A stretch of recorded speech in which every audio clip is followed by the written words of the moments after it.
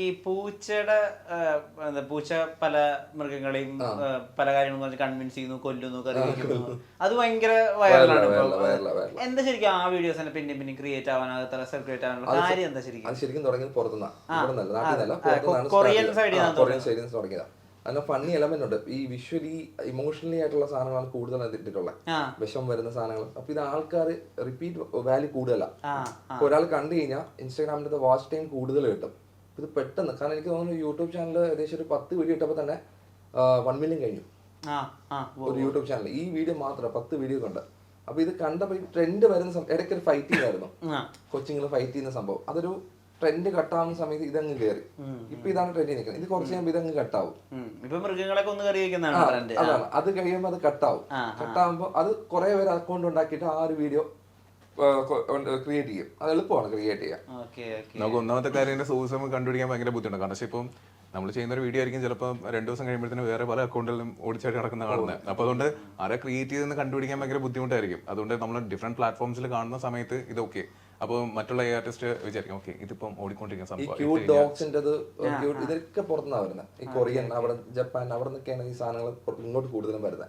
ഈ ടൊവിനോ ആൻഡ് ബേസിൽ ഇവർ രണ്ടുപേരും കൂടിയിട്ട് ഹാഷിന്റെ റീല് മറ്റേ ലുട്ടാപ്പിയും ഇതായിട്ട് ചെയ്യുന്ന അത് ഇട്ടിട്ട് എങ്ങനെയുണ്ടായിരുന്നു റെസ്പോൺസ്? അയ്യോ, അത് ചുമ്മായിട്ടൊരു സാധനം ശരിക്കും പറഞ്ഞാൽ ഒരു കോണ്ടന്റ് പോണല്ലോ. ഇടയ്ക്ക് മറ്റേ ഇഷ്യൂസ് ഒക്കെ വയലൻസ് നടക്കുന്ന ആ സമയത്ത് ഒരു കോണ്ടന്റ് പോകണമെന്ന് വിചാരിച്ചിട്ട് അതിനെടുത്തിട്ട് വർക്ക് ചെയ്തതാണ്. പിന്നെ അതും അങ്ങ് പക്ഷെ അങ്ങനെ ലാസ്റ്റ് മിനിറ്റ് ആണ് എങ്കിൽ ഇങ്ങനെ ഒന്ന് ആക്കാം വിചാരിച്ചു. ഇപ്പൊ നിങ്ങൾ ഫിലിംസിൽ നിങ്ങളുടെ ഇൻവോൾവ്മെന്റ് ഉണ്ട് എന്ന് അറിയുന്നു. എന്തൊക്കെയാണ് അതിൽ നിങ്ങൾ ചെയ്തിട്ടുള്ളത്? നമ്മൾ ഫസ്റ്റ് ചെയ്ത മൂവി എന്ന് പറഞ്ഞാൽ പെരുന്നാളാണ്. ഷൂട്ട് നടക്കുകയാണ്. ദെൻ അതിന്റെ സ്റ്റോറി ബോർഡ് ചെയ്തായിരുന്നു. അപ്പൊ അതൊരു നല്ലൊരു വലിയ മൂവിയാണ്. അപ്പൊ അതിന്റെ കുറെ പോർഷൻസ് സ്റ്റോറി ബോർഡ് ചെയ്തു, ഇമ്പോർട്ടന്റ് ആയിട്ടുള്ള പോർഷൻസ് ചെയ്തു. രണ്ടാമത് ഇപ്പൊ ചെയ്യുന്നത് ആട് 3 ആണ്. ആട് 3-ല് എനിക്ക് തോന്നുന്നു ആദ്യമായിട്ടാണ് ഒരു മലയാളം ഫിലിം ഇൻഡസ്ട്രിയിൽ ആർട്ട് വർക്ക്, കോസ്റ്റ്യൂം, മേക്കപ്പ് എല്ലാം റിഫറൻസസ് ഫുള്ള് വർക്ക് ചെയ്തിട്ടുള്ളത്. പെരുന്നാൾ തന്നെ ഫസ്റ്റ് മലയാളം ഫിലിമില് സ്റ്റോറി ബോർഡ് ചെയ്യുന്നത് ഫേസ് ഉൾപ്പെടെ, ക്യാരക്ടറിന്റെ ഫേസ് ഉൾപ്പെടെ യൂസ് ചെയ്യുന്നത് അതിലാണ്. അത് എക്സാക്ട്ലി സീൻ ബൈ സീൻ. ഇപ്പൊ ഷൈൻ ഡൗൺ ജാക്ക് ആ പുള്ളിക്കാരൻ അതിനകത്ത് വരുന്ന സീൻസ് മൊത്തം ചെയ്ത് അതിൽ തന്നെയാണ്. വിനായകൻ ചേട്ടനും എല്ലാവരും അതിൽ തന്നെയാണ് ചെയ്തത്. അതായത് എങ്ങനെയാണോ അവരുടെ ഗെറ്റപ്പ് വരുന്നത്, ആ മൂഡ് എന്താണ്, ടോൺ എന്താണ്, എന്തൊക്കെ എലമെന്റ്സ് അതിൽ ആഡ് ഓൺ ചെയ്യും. അപ്പൊ നമുക്ക് ഡീറ്റെയിൽ ആയിട്ടുള്ള ഒരു സ്ക്രിപ്റ്റ് ആയിരുന്നു. അതെ, നമുക്ക് ഡീറ്റെയിൽ ആയിട്ടുള്ള സ്ക്രിപ്റ്റ് സീൻസിന്റെ എല്ലാം ഡീറ്റെയിൽ ആയിട്ട് തന്നു. കാരണം ഓരോ ഷോട്ട്സ് എന്നത് വേണമെന്ന് പുള്ളിക്കാരൻ ക്ലിയർ ആയിട്ട് പോയി കണ്ടു, സംസാരിച്ചു, പറഞ്ഞു തന്നു, സ്ക്രിപ്റ്റ് അയച്ചു തന്നു. ആടിന്റെ ആണെങ്കിൽ ഫുൾ സ്ക്രിപ്റ്റ് വന്നിട്ടുണ്ട് മൂവിയുടെ. അത് ഫുള്ള് വായിച്ചിട്ടാണ് വർക്ക് ചെയ്യുന്നത്. അപ്പൊ അതിനെനിക്ക് തോന്നുന്നു കോസ്റ്റ്യൂമിൽ സ്റ്റെഫി ചേച്ചിയാണ് അതിന്റെ കോസ്റ്റ്യൂം ചെയ്യുന്നത്. അപ്പോൾ ചേച്ചിയുടെ ഫുൾ അത് ഡിസൈൻ ചെയ്ത സാധനങ്ങളിൽ ഒരു ഐഡിയ ആയിരുന്നു നമുക്ക്. ക്യാരക്ടർ ഇങ്ങനെ ഇടുമ്പോൾ എങ്ങനെ ഇരിക്കുന്ന ഫുള്ള് നമ്മൾ കൊടുക്കും. മുമ്പ് ഫോട്ടോഷോപ്പിൽ നിന്ന് കട്ട് ചെയ്തൊക്കെ വെച്ചിട്ട് വൃത്തിയിടല്ലേ. ഇപ്പൊ ടോട്ടൽ ആ സിനിമയിൽ എങ്ങനെ വരണമെന്ന്, ഇപ്പൊ ജയസൂര്യ എങ്ങനെ വേണമെന്ന് നമ്മൾ കാണിക്കും. ഓരോ ഡിപ്പാർട്ട്മെന്റ്, വിനായകൻ ചേട്ടനാണെങ്കിൽ എങ്ങനെയാണ് അതിൽ വരും, ഓരോ ആംബിയൻസിൽ ഓരോ ഉള്ള ലുക്ക് എന്താണ്. ഇപ്പൊ ആടിനെ നമ്മള് ഓരോ ഡിപ്പാർട്ട്മെന്റിലും സെപ്പറേറ്റ് ഡിസ്കഷൻ ഇരുന്നതിന് ശേഷം എങ്ങനെ AI ഇംപ്ലിമെന്റ് ചെയ്യാമെന്ന് ഭയങ്കര ഒരു ആഗ്രഹമായിരുന്നു. AI കൊണ്ടുവരണം. അപ്പൊ മിഥുൻ ചേട്ടൻ ട്രിവാൻഡ്രത്ത് വന്ന് മീറ്റ് ചെയ്തു. ലിജോ പോളും മിഥുൻ ചേട്ടൻ വന്നിട്ട് മീറ്റ് ചെയ്തിട്ടാണ് ഈ ഒരു സംഭവം ചെയ്യണമെന്ന് പറഞ്ഞിട്ട് സ്ക്രിപ്റ്റ് അയച്ചു തന്നു. പിന്നെ ഫ്രൈഡേ ആണെങ്കിലും നമുക്ക് വളരെ സപ്പോർട്ടീവ് ആയിരുന്നു ചെയ്യാൻ വേണ്ടിയിട്ട്. അത് വലിയ പ്രോജക്റ്റുമാണത്. അത്രയും വർക്ക് ചെയ്യേണ്ട സ്പേസും ഉണ്ട് നമുക്ക്. നമുക്കും ചെയ്യാൻ സ്പേസ് ഉണ്ട്. ഇപ്പൊ നോർമൽ ഫിലിമിൽ സ്റ്റോറി ബോർഡ് ചെയ്തിട്ട് കാര്യമില്ല. അപ്പൊ അത് ഈസി ആണല്ലോ. അതേസമയത്ത് വലിയൊരു പ്രോജക്റ്റ് ഒക്കെ വരുമ്പോൾ നമുക്ക് ചെയ്യാൻ വേണ്ടിട്ട് ഒരുപാട് സ്പേസ് കിട്ടും. ആട് 3 1 2 ഒക്കെ മേലെ വരുന്ന പരിപാടിയാണ്. മിഥുൻ ചേട്ടന്റെ കംപ്ലീറ്റ്ലി വേറൊരു പരിപാടി ആയിരിക്കും ആട് 3. പക്ഷേ ഇതിൽ ഏറ്റവും കൂടുതൽ ഹെൽപ്ഫുൾ ആയെന്ന് വെച്ചാൽ പ്രൊഡക്ഷന്റെ ഭാഗത്തുനിന്നുള്ള ഒരു സപ്പോർട്ട് എന്ന് വെച്ചാൽ ഭയങ്കര വലുതാണ്. കാരണം വെച്ചാൽ നമുക്കൊരു ക്രിയേറ്റീവ് ഫ്രീഡം അതിലൂടെ തരും. നമ്മളൊരു സജഷൻ കേൾക്കാനുള്ളൊരു മനസ്സ് കാണിക്കുക എന്ന് പറയുമ്പോൾ അത് നമുക്ക് കിട്ടുന്ന ഒരു എന്താ പറയാ വലിയൊരു സ്പേസ് ആണ്. കാരണം നമുക്ക് ഒരു ഫ്രീഡം ഓഫ് തിങ്ക് എന്ന രീതി പറയാം. നമുക്ക് മിഥുൻ ചേട്ടനൊക്കെ എന്താന്ന് വെച്ച് കഴിഞ്ഞാൽ അതിന്റെ ലിമിറ്റേഷൻസും പോസിബിലിറ്റീസ് ഒക്കെ കറക്റ്റ് ആയിട്ട് അറിയാം. ധാരണ പറഞ്ഞപ്പോൾ തന്നെ അവിടെ കൺഫേം ആയി. ഇൻസ്റ്റാഗ്രാം പേജ് കണ്ടാണോ ശരിക്കും നിങ്ങൾക്ക് വർക്ക് കിട്ടിയത്? ഇൻസ്റ്റാഗ്രാമിൽ നമ്മളല്ലാതെയും ചെയ്തിട്ടുള്ള റെഫറൻസ് ഒരുപാട് മറ്റേ മിസ്റ്ററി ആയിട്ടുള്ള കോണ്ടന്റ്സ് ഒരുപാട് ചെയ്തിട്ടുണ്ട്. അപ്പൊ അതിലെ വർക്ക്സ് കണ്ടിട്ട് ചെയ്യാൻ അങ്ങനത്തെ എന്റെ അടുത്ത് ഒരു ദിവസം വിളിച്ച് കോൺസെപ്റ്റ് മാത്രം പറഞ്ഞു, സ്ക്രിപ്റ്റ് അയച്ചു. പിന്നെ കൊച്ചിയിൽ മീറ്റിംഗിന് പോയപ്പോൾ സഫാൻ ഇവിടെ ഉണ്ടായിരുന്നു. സഫാൻ പോയി മീറ്റ് ചെയ്തു, സ്ക്രിപ്റ്റ് റീഡിംഗ് ഉണ്ടായിരുന്നു, പിന്നെ പ്രൊസീഡ് ചെയ്തതാണ്. Okay okay okay. പെരുന്നാൾ ആടുതിരി അല്ലാതെ ഏതൊക്കെയാ നിങ്ങൾ? ഇപ്പൊ അടുത്തത് ഒരു പ്രോജക്റ്റ് പൃഥ്വിരാജും ആയിട്ടുള്ള ഒരു പ്രോജക്റ്റ് വരുന്നുണ്ട്. ഡിസ്കഷൻ നടന്നുകൊണ്ടിരിക്കുക. ഇരുന്നില്ല, അതിനാണ് കൊച്ചി ക്യാരക്ടർ സ്കെച്ചസ് ഒക്കെ അങ്ങനെ ചെയ്ത് കൊടുക്കാറുണ്ട് മൂവീസിന്റെ.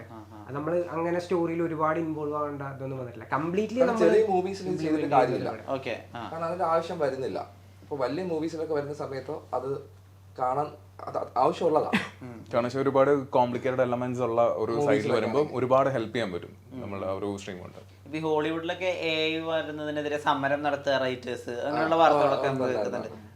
ഈ അങ്ങനെ മൊത്തത്തിൽ ഈ എഴുത്തുകാരുടെയും അല്ലെങ്കിൽ സംവിധായകരുടെ ഒക്കെ പണി, സംവിധായകരുടെ പോയില്ലായിരിക്കും ഒരു പക്ഷേ, എഴുത്തുകാരുടെ മുഴുവനും പണി പോകും. അതായത് സ്ക്രിപ്റ്റ് കൊടുത്താൽ സ്ക്രിപ്റ്റ് തരുന്ന ഒരു AI ഉണ്ടല്ലോ ഇപ്പൊ. അതായത് ഒരു എനിക്ക് തോന്നുന്നു ഇപ്പൊ തന്നെ ഓൾമോസ്റ്റ് നമുക്ക് ഒരു റൂമിന്റെ അകത്ത് സിനിമ ചെയ്യാൻ പറ്റും.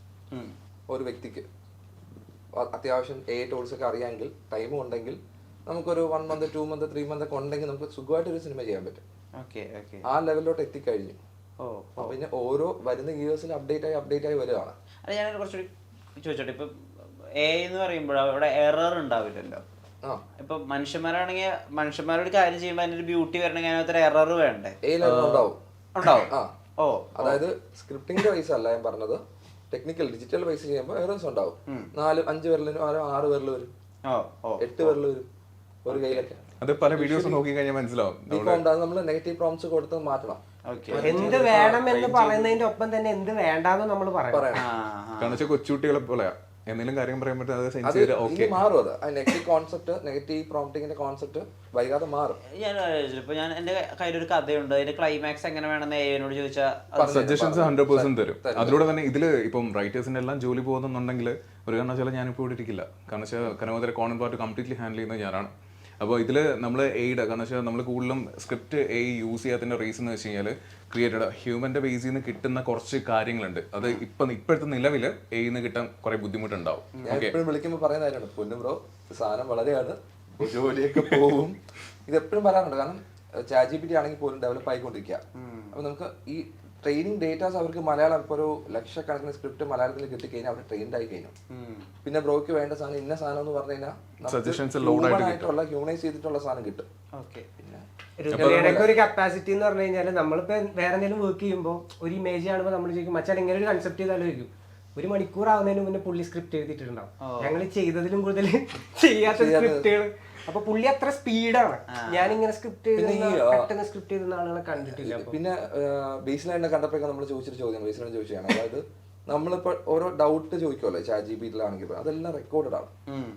നമ്മളിപ്പോ ബ്രോ ഒരു സ്ക്രിപ്റ്റ്, ബ്രോയുടെ മൂവിയുടെ സ്ക്രിപ്റ്റ് ഇപ്പോൾ ചാറ്റിന് കൊടുക്കുകയാണ്, ChatGPT കൊടുത്തിട്ട് എനിക്ക് ഇന്ന സാധനം വേണമെന്ന് പറയണം. അപ്പൊ ഇത് ഡേറ്റ കളക്ട് ചെയ്യുകയാണ്.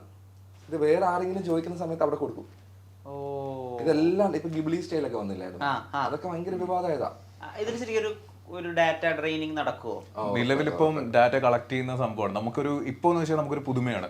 ഓക്കെ, നമ്മള് പെട്ടെന്ന് ഒന്ന് ജസ്റ്റ് ഒരു വേർഡ് ഇട്ട് കഴിഞ്ഞാൽ ഇമേജ് ഓഫ് എ ലേഡി എന്ന് പറഞ്ഞാൽ ഇപ്പൊ അടിക്കണം, ഇന്ത്യൻ ലേഡി എന്ന് കൊടുക്കുകയാണെങ്കിൽ അത് വരുന്ന ലോകത്തുള്ള ഏതൊരു ലേഡിയാണ്. പക്ഷെ നമ്മളിങ്ങനെ ഒരുപാട് ഡാറ്റാസ് കൊടുത്ത് വരുമ്പോഴത്തേക്ക് നമുക്ക് എക്സാക്ട്ലി എങ്ങനെയാണെന്ന് വെച്ചാൽ ആ ക്യാരക്ടറിസ്റ്റിക്സ് എല്ലാം റീഡ് ചെയ്തിട്ടായിരിക്കും നമുക്ക് പിന്നെ ഔട്ട്പുട്ട് കിട്ടും. നമ്മൾ ഈ ജനറേഷൻ ഒരിക്കലും അത് നമുക്ക് യൂസ് ചെയ്യാതിരിക്കാൻ പറ്റത്തില്ല. പക്ഷെ വരുന്ന ഫ്യൂച്ചർ ജനറേഷൻ ഉണ്ടല്ലോ കൊച്ചുങ്ങൾ, ഇവരെ ഫോട്ടോസ് ഒന്നും സോഷ്യൽ മീഡിയയിൽ കൊടുക്കാതിരിക്കുക, അത് മാത്രമേ ചെയ്യാൻ സാധിക്കത്തുള്ളൂ. അതായത് ഇപ്പൊ നമ്മള് മരിച്ച ഒരാളെ തിരിച്ചുകൊണ്ടെന്ന് പറയുന്നത് 25 വർഷം മുന്നേ ഉണ്ടായിരുന്ന ഒരാളുടെ ഡാറ്റ വെച്ചിട്ടാണ്. അതും കംപ്ലീറ്റ് ആയിട്ടുള്ള ഡാറ്റാസ് അല്ല നമുക്ക്. ഫോട്ടോഗ്രാഫായിരുന്നു, വളരെ ഫോട്ടോ ആയിരിക്കും, ഡിസ്ഫിഗർമെന്റ് ഒന്നും കാണാൻ പോലും പറ്റാത്ത ഒരു ഫോട്ടോ ആയിരിക്കും. അത് കൊടുത്തിട്ടാണ് ഇന്ന ഔട്ട് വേണമെന്ന് പറയുമ്പോൾ നമുക്ക് കറക്റ്റ് സാധനം തരുന്നത്. പക്ഷെ ഈ കാലഘട്ടത്തിൽ നമ്മളെല്ലാവരും ഓരോ ദിവസവും സോഷ്യൽ മീഡിയയിൽ എത്രത്തോളം ഡാറ്റാസാ കൊടുത്തുകൊണ്ടിരിക്കണേ എന്നുള്ളൊരു സംഭവം. Young boy holding ice candy എന്ന് പറഞ്ഞിട്ട് ഞാനൊരു ഇമേജ് വേണമെന്ന് ഞാൻ ChatGPT-യോട് ചോദിക്കാന്ന് വിചാരിച്ചു. അപ്പൊ അത് ഒരു ഇമേജ് തരികയാണെങ്കിൽ അത് ആക്ച്വലി ജീവനോടിരിക്കുന്ന ഏതെങ്കിലും ഒരു കുട്ടിയുടെ ലോകത്തുള്ള എവിടെയും ജീവിച്ചിരിക്കുന്ന ആവാതിരിക്കാം. പ്രോബബിലിറ്റി ആണ്. അപ്പൊ നമ്മൾ ചോദിക്കുന്നത് പോലെ ഇരിക്കും. ഇപ്പൊ കണ്ണ് നമ്മൾ ചോദിക്കുന്നത് വേറെ ഏതെങ്കിലും റെഫറൻസ് ആയിരിക്കും എടുക്കുന്നത്. എക്സാമ്പിൾ ഇപ്പൊ ഒരു നമുക്കിപ്പോ ഈ മോഡൽ ഞാൻ ബിൽഡ് ചെയ്തെന്ന് വിചാരിച്ചോ, ബ്രോയുടെ അക്കൗണ്ട് ഇൻസ്റ്റാഗ്രാം അക്കൗണ്ട് കൊടുത്തിട്ട് ഞാൻ ബിൽഡ് ചെയ്തു. അപ്പൊ അതില് ബ്രോ രാവിലെ എണീക്കുന്നു, ഉറക്കണിക്കുന്നു, ഒരു സെൽഫി എടുക്കുന്നു, എന്നിട്ട് ജോലിക്ക് പോകുന്നു, ഇവിടെ വരുന്നു, എന്നിട്ട് എല്ലാം കഴിഞ്ഞ് തിരിച്ച് വീട്ടിൽ പോകുന്നു, കോഫി ഷോപ്പിൽ പോകുന്നു. അപ്പൊ പേയ്മെന്റ് ചെയ്യാൻ വേണ്ടി ബ്രോ വാലറ്റ് എടുത്തപ്പോൾ കാർ ഇങ്ങനെ ഓപ്പൺ ആയിട്ട് ഇരിക്കുകയാണ്. എന്നിട്ട് ബ്രോ ഫോട്ടോ വേറെ സെൽഫി എടുത്ത വീടിന്റെ അഡ്രസ്സിന്റെ അടുത്താണ്. എന്നിട്ട് ഞാൻ ബ്രോയുടെ അക്കൗണ്ട് കൊടുത്തിട്ട് ഇയാളുടെ അഡ്രസ്സ് വേണം, ഇതെല്ലാം ഡീറ്റെയിൽസ് വേണം എന്ന് പറയുമ്പോൾ എന്ത് ചെയ്യും, ഇത് ഫുൾ അക്കൗണ്ട് ഫുൾ അനലൈസ് ചെയ്യും. എന്നാൽ ടൈം എടുക്കും, ഗ്രാഫിക്സ് കാർഡിംഗ് യൂണിറ്റ് പോലെയാണ് നടക്കുന്നത്. ടൈം എടുത്തിട്ട് ബ്രോയുടെ full details, address, card details, ഇത് മൊത്തം എനിക്ക് എടുത്ത് തരും. പോസിബിൾ ആണോ? പോസിബിൾ ആണ്. അത് ഒരാൾക്ക് ഉണ്ടാക്കാവുന്നതേ ഉള്ളൂ പ്രോഗ്രാം. അതായത് ബ്രോയുടെ ഫുൾ ഡീറ്റെയിൽസ് എന്തൊക്കെയാണ്, ബ്രോയുടെ അക്കൗണ്ട് ഏതൊക്കെയാണ്, ബ്രോയുടെ പേരെന്താണ്, ക്രെഡിറ്റ് കാർഡ്, അത് ബ്രോ അറിയുന്നില്ല. ഇപ്പൊ വാളറ്റ് ഇങ്ങനെ തുറന്നു വെച്ചിരിക്കുക, അപ്പൊ അതിൽ കാർഡ് ഓപ്പൺ ആയിട്ടിരിക്കുകയല്ലേ, ഡീറ്റെയിൽസ് എല്ലാം എടുത്ത് തരും. അത് 1-2 ഫോട്ടോ അല്ല ബ്രോ, ഇത്രയും നാൾ ഇട്ട ഫോട്ടോന്നാ. ഇതൊക്കെ ചെയ്യേണ്ടത് പോസിബിളാ. ഇതാണ് സോഷ്യൽ മീഡിയ നമുക്ക് ഫ്രീ ആയിട്ട് കിട്ടുന്ന എല്ലാ പ്ലാറ്റ്ഫോമിലും നമ്മൾ ഡേറ്റ കളക്ട് ചെയ്യുന്നുണ്ട്. Even WhatsApp. അവർ കളക്ട് ചെയ്യുമെന്ന് പറയും, മെറ്റയല്ലേ. ഒബ്വിയസ്ലി ഇപ്പം നമ്മൾ മെറ്റ, എനിക്ക് തോന്നുന്നു മെറ്റയില്, മെറ്റ ആണെങ്കിലും ട്വിറ്ററിന്റെ ആക്ടേഴ്സിന്റെ ഡേറ്റ കിട്ടുമല്ലേ. ഗ്രോക്കിലാണ് ഇപ്പൊ എല്ലാരും സോഷ്യൽ മീഡിയ. ഇപ്പൊ നമുക്ക് ആക്ടേഴ്സിന്റെ പേരിട്ട് കഴിഞ്ഞാൽ തന്നെയാണ് നമുക്ക് അവരുടെ ഡാറ്റ കിട്ടും. സ്റ്റാർട്ടിംഗ് സ്റ്റേജിൽ ലോകത്ത് ഏറ്റവും കൂടുതൽ യൂസ് ചെയ്യുന്ന മിഡ്ജേണിയാണ്. അപ്പൊ മിഡ്ജേണിയിൽ അങ്ങനെ കിട്ടത്തില്ല. അതില് കണ്ടന്റ് പോളിസി ഒക്കെ ഉണ്ട്, വയലേഷൻ ഒക്കെ ചെയ്ത് കഴിഞ്ഞാൽ ഭീകര സീൻസ് ഒക്കെ കിട്ടുന്നത്, അക്കൗണ്ടൊക്കെ ബാൻ ആയി പോകും. അതേസമയത്ത് ഇതിന് അങ്ങനെയൊന്നുമില്ല, ഡേറ്റാസ് കളക്ട് ചെയ്യുന്നുണ്ട്. ഇപ്പൊ മെറ്റ ആയാലും ഗ്രോക്ക് ആയാലും കളക്ട് ചെയ്യുന്നുണ്ട്. ഫ്രീ ആയിട്ടുള്ള എല്ലാ പ്ലാറ്റ്ഫോമും കളക്ട് ചെയ്യുന്നുണ്ട്. ഒന്നും ഫ്രീ അല്ല ശരിക്കും. അല്ല, നിലവിൽ വെച്ചാൽ നമ്മളെ യൂസ് ചെയ്തുകൊണ്ടിരിക്കുകയാണ് ഒരു പരിധി വരെ. പക്ഷെ നമുക്ക് ഇപ്പോൾ സ്റ്റാർട്ടിംഗ് സ്റ്റേജ് ആയതുകൊണ്ട് ഇതൊരു കൗതുകം മാത്രമാണെന്നേ ഉള്ളൂ. ഇപ്പൊ ഗെയിംലി സ്റ്റൈലിന്റെ കേസ് പറഞ്ഞില്ല, ഇപ്പൊ വൈറലായ സമയത്ത് ഈസി ആയിട്ട് ഒന്നും അറിയാത്ത ആൾക്കാർ വരെ ട്രൈ നോക്കിയത്. കാരണം വെച്ചാൽ നമ്മള് ഒരു സ്റ്റോറി ഇടാൻ വേണ്ടി ഒരു കൗതുകത്തിനായിരിക്കും. ഇവൻ നമ്മള് മരിച്ചുപോയ ആൾക്കാരുമായിട്ടുള്ള ഒരു സെൽഫി തന്നെ റീക്രിയേറ്റ് ചെയ്ത് മാർച്ചിലായിരിക്കും അവർ ഈ ഒരു അപ്ഡേറ്റ് കൊണ്ടുവന്നത്. മാർച്ചിന്റെ അപ്ഡേറ്റ് വന്നപ്പോൾ നോർമലി അറിയാവുന്ന കുറച്ച് ആൾക്കാരേ ഉള്ളൂ. ഇത് ഫോട്ടോ കൊടുത്ത് നമുക്ക് അങ്ങനെ ചെയ്യാൻ സാധിക്കും എന്ന് അറിയാവുന്ന കുറച്ച് പേരുള്ളൂ. പിക്സൽ സ്റ്റൈൽ, ഒരുപാട് സ്റ്റൈലുണ്ട്. അപ്പോൾ അതെന്ത്, ഇവർക്ക് ഈ പ്രൊമോഷൻ ഒന്നും ചെയ്യാതെ ഈ ഗിബ്ലി സ്റ്റൈലുകൊണ്ട് അവർക്ക് എല്ലാം കിട്ടി. ഇത്രയും ആൾക്കാരുടെ ഡേറ്റ അവർ കളിക്കും. കാരണം വെച്ചാൽ ഇതുവരെ ChatGPT യൂസ് പോലും ചെയ്യാത്ത ആൾക്കാർ ഇൻസ്റ്റാൾ ചെയ്തിട്ട് ഇതിന് വേണ്ടി മാത്രം ലെവൽ ലോ ആയി. അവർ അതിന്റെ CEO ട്വീറ്റ് ചെയ്തിട്ടുണ്ടായിരുന്നു,